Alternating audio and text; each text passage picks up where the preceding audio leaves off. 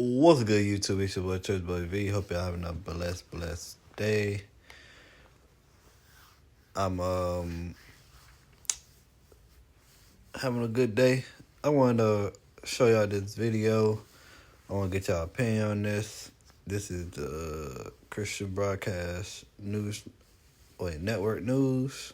I watch them time to time, but y'all let me know what y'all think of the video. I'm about to talk about something interesting that may intrigue you. So let's get into the video and let's talk about it. In the Promised Land. Well, everyone's favorite Israeli tour guide, Yoav Rotem, joins us now from the Negev Desert to reveal something miraculous. 2,000 years in the making. Shalom, Yoav. Shalom Raj, thank you for having me. I'm right now in a small community down south, not far away from the city of Eilat, the most south part of Israel, in a small kibbutz called Ketorah.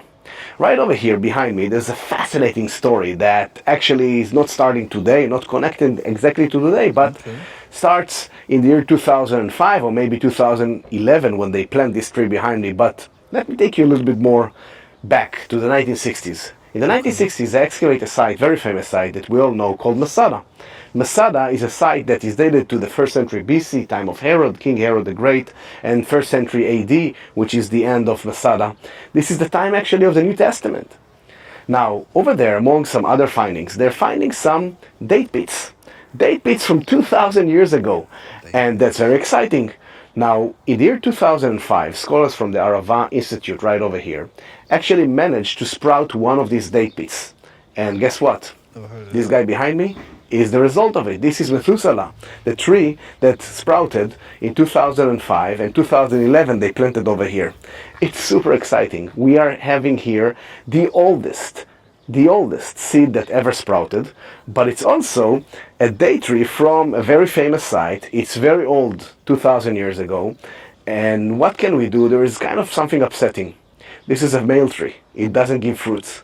So with all the excitement, we didn't get fruits of dates from 2,000 years old date pit. But 2 years later, between the year 2007 and 2011, something like that, more pits from Masada and other areas of the Judean desert next to the Dead Sea, dated to the 1st century BC, or actually 4th century BC, all the way to the 1st century AD, they sprouted as well, and among them, 2 female trees. This is super exciting.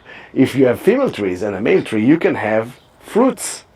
We can have today, right over here, some dates from 2,000 years ago. That's amazing and very exciting. Oh my goodness.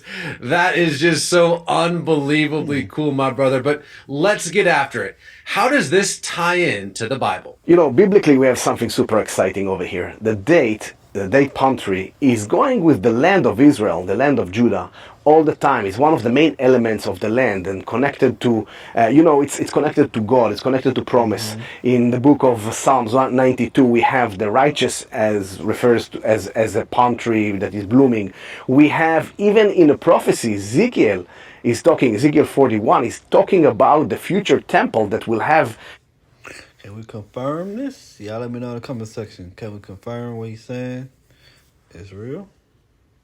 Few elements of a palm date tree in it as big thing that happens around the land. Now, I think the greatest thing in the Old Testament is that the palm tree is part of the 7 species of the land: the barley, the wheat, the olive, the fig, the pomegranate, and the honey. Yes, the land flowing with milk and honey. The honey, the biblical honey, is date syrup. That's unbelievable. That's the silan, we call it today. This is the honey of the land.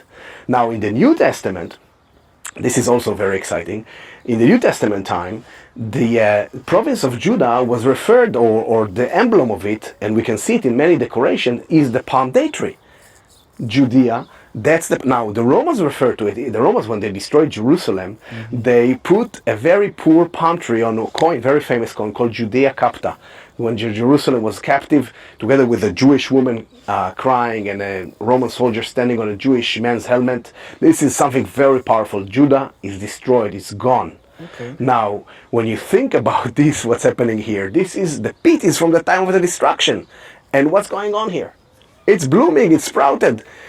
Now, Moreover, it's not just the visual that we have over here. We also have the flavors. Thinking about the people of the Bible, flavors and what did they eat? What exactly was the kind of date? How did it look? We have the vision. We have the flavors. But I think there is something much bigger, much greater over here. Think of it. Think of the Jewish people. Think of the destruction. Think maybe of the prophecies. We have it gone. In the time of 70, the temple is lost. The Jews are kicked out of Judea. The emblem is gone. But then, 2,000 years later, we have something huge that is happening here in the land. Just wow. Wow. So cool. All right, but let's talk about here and now. How does this all apply to today? How does this apply to you as an Israeli? For me today, there's something I think much bigger and greater with what we see over here than just what we just spoke. I think for us, the Jewish people here in the land, the palm tree, as we mentioned, is a symbol. It's a symbol for our history, but it's also symbol for our future and for our existence in the land. First of all, think about this pit again that experienced the destruction. There was no hope. Our hope is gone. Like Ezekiel, 37 says the dry bones, our hope is gone, and they think there's no hope. And then God is bringing them back to life, and He put them into the land of Israel. That's what I think many people feel over here. And let me share with you a kind of a crazy story connected maybe even to prophecy. When the Jews are returning to the land, after in the Zionist time, at the end of the 19th or middle 19th century, during the 1930s, they understand that one of the main products of this land was the date, the palm trees. Okay. Around Jericho, we have refers to it, and around the Dead Sea and the valley. That's very clear. It was the main industry until late, and they can't find it. So what do? They actually go and they collect offshoots secretly in a lot of enemy areas. In the 30s, in the 40s, and even in the 1950s, it becomes a Mossad secret operation. And they collect offshoots of trees and they bring it to the south of the Sea of Galilee. They plant it over there. And this is the beginning of the very successful Israeli date industry. This is super exciting. Now, when you travel here in the Arava Valley, there's something that only prophecy can describe. And this is something that I wanted to share with you. When you drive, and whoever drove in the Arava, you see rugs, carpets of green. It's mostly the date trees. Think about Isaiah 32, when it talks about that the desert will become a farmland. In Hebrew, the desert, Amidbar yafoch lekarmel, like Mount Carmel. It's going to be green. It's going to be farmland. And what's going on in Israel today is unbelievable. It's part of maybe prophecy that is being fulfilled right now.